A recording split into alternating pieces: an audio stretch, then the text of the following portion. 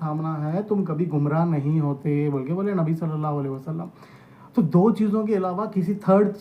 Source سے اگر ہمارے کو کوئی چیز مل رہی اور وہ تھرڈ سورس اگر ابو حنیفہ ہے اور تھرڈ سورس اگر احمد رضا بریلوی ہے وہ تھرڈ سورس اگر زکریا صاحب ہے ہمارے, تو وہ کوئی بھی ہو, علامہ ہو, مولانا ہو, بڑے سے بڑا بزرگ ہو, کوئی بھی ہو, مگر اگر ان کی بات اور ان کا عقیدہ اگر قرآن اور صحیح حدیث سے ٹکرانے والا ملا تو یہ بیسک انڈرسٹینڈنگ ہے اسلام کی جو ہر بچے کو معلوم ہونا چاہیے کہ ابو حنیفہ کی بات اگر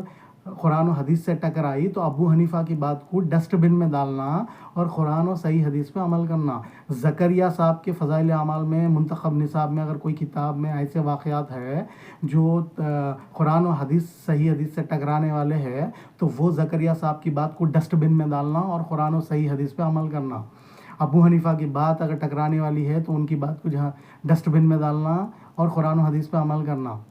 احمد رضا بریلوی کا عقیدہ اگر کوئی بھی ایسا سکھا دیے کہ جھولی بھر دو رسول اللہ بولنا یا عبد القادر جیلانی کو جو ہے نا غوث الاعظم بولنا بول کے شرک اگر سکھا رہے تو وہ عقیدہ جو شرک سکھا رہا جو قرآن و حدیث کے بالکل 100% اپوزٹ ہے, خلاف ہے, ویسے تعلیمات کو جو ہے نا ڈسٹ بن میں ڈالنا اور قرآن و حدیث پہ عمل کرنا. یہ بیسک فاؤنڈیشن ہے اسلام کا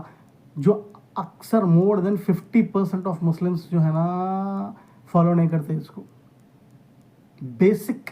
ہر نماز میں ہر رکعت میں ایاک نعبد و ایاک نستعین بول رہے, اللہ صرف تیری عبادت کریں گے اور صرف تجھی سے مدد مانگیں گے بول کے. پھر جو ہے نا مسجد کے باہر نکل کے جھولی بھر دو رسول اللہ. پھر جو ہے نا مسجد سے نکل کے ایک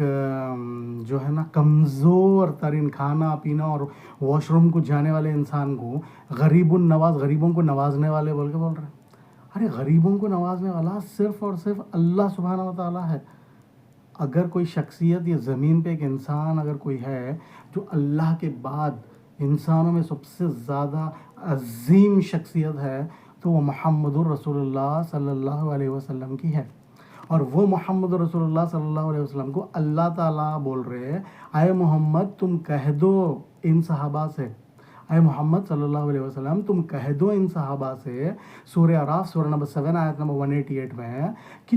تم کہہ دو ان لوگوں سے, یہ صحابہ سے, کہ میں خود اپنے نفع نقصان کا مالک نہیں ہوں,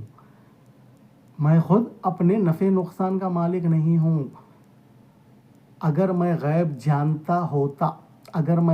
جانتا ہوتا